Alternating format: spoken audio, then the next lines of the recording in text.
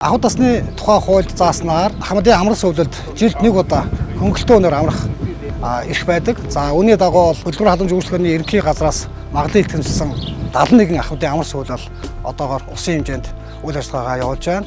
За Ховд аймгийн хэмжээнд болохоор хөдөлмөр халамж үйлчлэгээний газрын дэргэдэх Ахмадын цагаан бол амралтын газар маань үйл ажиллагаа явуулж байна.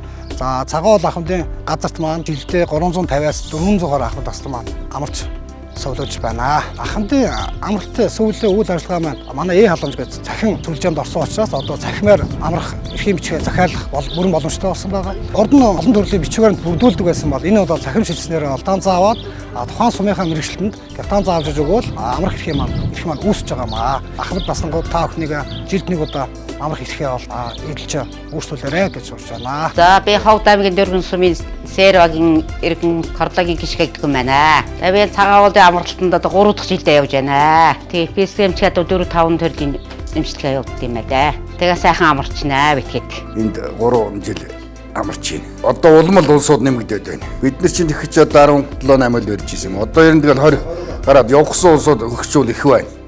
Багтахгүй л очир яадаг болцсон байна.